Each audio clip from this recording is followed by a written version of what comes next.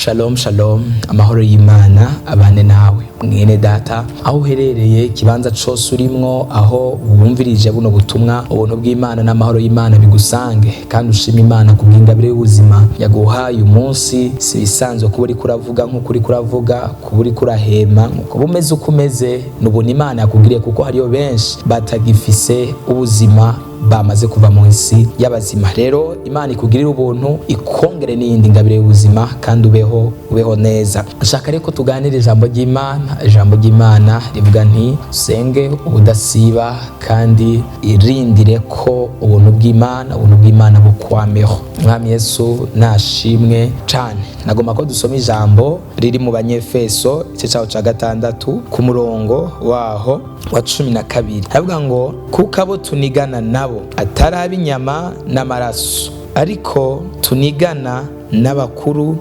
n'abafise ububasha n'abaganza iyi si y'umuzimagiza n'impwemu mbi z'ahantu ho mu ijuru.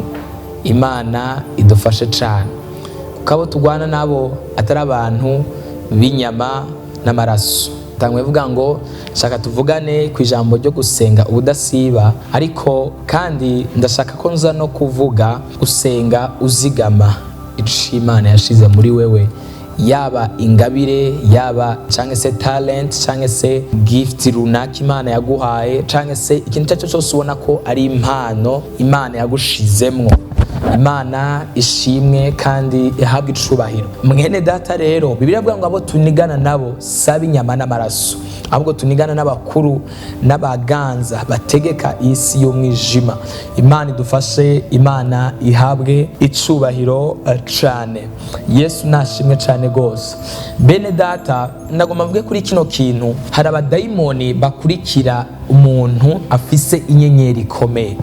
Hari abadayimoni bakurikira a person with great destiny. There are some demons which follows a person who has great grace. Abantu bafite ubuntu bukomeye ku buzima bwabo, abantu bafite inyenyeri zikomeye, abantu bafite inyenyeri zigera kure, abantu bafite inyenyeri ziterambere ku buzima bwabo. Hari impwemu mbi nyinshi zibarondera, zibahiga. Ni wabona umwana wawe ategwa cane, arondegwa cane, hari ijambo twigeze gusangira aravuga nti Satani imisi yose yabonye iterambere ku buzima bw'umuntu aribonera kure, abonera kuri iterambere ryiwe. Yabonye azoba ukomeye, arondera hakiri kare. Bibiliya iratwereka Mose agiye kuvuka yuko itangazo ryatanzwe yuko umwana w'umuhungu wese agiye kuvuka wese muri ico gihe azicwe. Mu yandi magambo canke se mu bundi buryo, Satani yari yabonye yuko hagiye kuvuka umuntu azovukana inyenyeri ikomeye, azovukana ubushobozi bukomeye, azovukana ubuntu bw'Imana, azovukana grâce y'Imana ikomeye ku buzima bwiwe, azoshobora gukura Abisirayeli muri Egiputa, acahagurutsa uburyo bwose, system zose zishoboka zo gushobora kunigira mu menshi kugira ngo mu gutabagwa kuzoza ku Bisirayeli gushobore kuboneka. Turabona n'ahandi gihe Yesu Kristo agiye kuvuka byaramenyekanye, inyenyeri iraboneka hejuru mu kirere. Abanyabwenge baraza barabwira umwami Farao ati hari umwami agiye kuvuka. Farao aravuga ngo guhera uyu munsi mugende murondera abana b'abahungu bose mu bice bakiri batoya. Imana idutabare. Ibyo byose bimenyetso vyerekana yuko iyo hagiye kuvuka umuntu afise inyenyeri cyangwa se umuntu cyangwa se Satani arondera, afise ukuntu arondera abantu bafise inyenyeri zikomeye, abantu bafise ubuntu bw'Imana ku buzima bw'abantu, bafise kuzotera imbere, kuzogera kure, abatera hakiri kare kugira ngo ababurizemwo, kugira ngo ababroke, kugira ngo abice, kugira ngo abagwanye, kugira ngo abashiri hasi, kugira ngo abastopinge before they get to the place, before yuko bagera, mbere yuko bagera mu c'Imana bateguriye. Iyi Satani acahagurutsa ibintu byo kuza kubagwanya. Twaranavuze yuko rimwe na rimwe usanga mu miryango usanga hari abantu, usanga abana bategekanyijwe kuzotera imbere no kuzogera kure, ariko Satani akaca bafata hakiri kare akabajana mu ngeso mbi, akabashira mu vyaha, akabashira mu kaboregwe, akabashira mu vyaha bitandukanye, akabashira mu bimogi, bakanywa amadroge, bakidroga, bakaba ibidebira, ubwonko bwabo bugafutika ingana ntihagire ikintu kizima basubira kwiyumvira ku buzima bwabo, ahubwo bakiyumvira bakiyumvira ibintu nyene bidasobanutse ku buzima bwabo, because they have killed their life. Satani ntagomba yuko bagera ku ma destiny cyangwa se ku ntumbero zabo bategerezwa kugeramwo. Ariko ndashima Imana yuko nayo itanguro ry'umuntu ryoshobora kuba ribi cyane, ariko iherezo uko biri kose rishobora kuba ribi. Mu bantu batanguye nabi, Paulo ari mu bantu batanguye nabi, bisha abantu benshi, yakoze ibibi byinshi, yakoze nabi nyinshi zishoboka, yakoze ibibi byinshi ku bwoko bw'Imana, ariko Imana iramuhamagara aba mu bantu benshi bagize umusaruro mwinshi muri buno bwami bw'Imana kugeza n'uyu munsi. Akirika aravuga ari inspiration ku bwoko bw'Imana no ku bantu benshi batandukanye. Rero birashoboka yuko Satani yagerageje kuza kukunyaga. Nta kindi Satani yari karakora kuri Paulo, he was trying, yari karagerageza kwiba kariya gakiza abantu bose bazokizwa na ziriya nyandiko zose yagiye yandikira ubwoko bw'Imana kugeza uyu munsi. Natwe zaradushikiriye, nawe we zaragushikiriye, n'ahantu henshi zarahashitse. Satani rero kagerageza guhagarika bijya bintu byose, agerageza kumugwanya, agerageza kumushira muri biriya bintu, akamutwara gutahura kose. Imana idufashe cyane kandi Imana idutabara. Mwene data rero, nimba uyu munsi uhagaze ahantu mu kirere, uhagaze ahantu, wicaye ahantu, ukabona hari byo Satani yagutwaye, ukabona wahora uri umuntu utekereje, ariko uyu munsi urasaragurika, wari umuntu witonda, ariko uyu munsi warameze amababa, wari umuntu uvuga ucisha make, ariko uyu munsi ntago umeze neza, wari umuntu utagira ishari, udasuzugura, witonda, ariko uyu munsi ishari rirakuzuye, ishari ryarakurenze.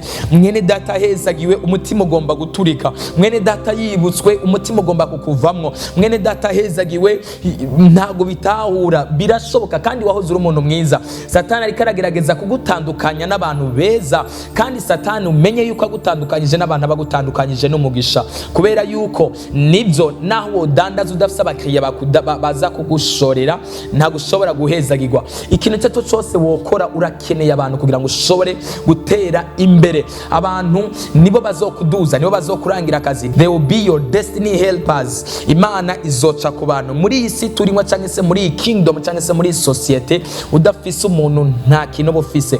Nibyo umugisha uva ku Mana ugaca ku muntu mu gushikira umuntu, kuko nta bihe vya manu bikibaho. Imana niyo agomba kuguhezagiriza wagurutse umuntu, cyo kimwe nuko Satani niyo agomba kugutera azoca ku muntu nyene. Wirinde rero, ube maso, ube maso. Buri uyu munsi ndakwingize, subiza amaso inyuma urawe. Nta kintu Satani yahagurukije caje kukugwanya, cagutwaye ubwiza bw'Imana, cagutwaye ubuntu bw'Imana kikagusubiza kure. Nta kintu cagutwaye destiny yawe. Usenga ubudasiba kuko abo munigana ntagara abansi bagaragara ngo muraterana ingomu n'imigere, oya, n'abansi b'abakuru b'isi mwijima baragutera mu buryo udatahura, ugasanga wisanze mu bundi buryo udashobora nawe gusigura ku buzima bwawe. So hindukira, bamaso, subiza ubwenge ku gihe, urabe ku mpande, urabe inzitiro z'abana bawe, urabe inzitiro za famiye yawe, urabe inzitiro z'umuryango wawe, urabe inzitiro z'ubuzima bwawe. Nta kintu Satani ariko aragutwara atategerezwa kugutwara, nta bintu uri kuratakaza utategerezwa gutakaza. Imana igufashe cyane. Nimba warasubiye inyuma hari ibyo Satani yagutwaye, I want to pray for you.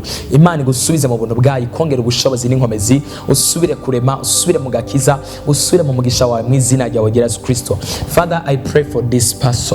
Ndasengeye umwene data yaribwa ingabire yiwe, yaribwa amavuta yiwe, yaribwa ubutunzi bwiwe, yaribwa umugisha wiwe, yaribwa ubwenge bwiwe, yaribwa imihezagiro yiwe, yaribwa igikundiro, yaribwa amahoro, yaribwa umunezero. Satani yarabitwaye. Wera uyu munsi bigarure, wongere ubigarure mu buzima bwiwe, wongere ubigarure ku bugingo bwiwe. Mana umubere umugisha, Mana umubere umwidegemvyo, Mana umwigishe gusenga no kuhangana n'imyuka mibi yose yomugwanya, umuhe n'ubwenge bwo gushobora guhindukira no kumenya uko abaho mu buzima busanzwe. Umutahuzi mukure ku rugero rumwe, mushitse ku rundi, umucira inzira, wugure imiryango y'aba destiny helpers ku buzima bwiwe mu izina rya Yesu Kristo mu Nazareti.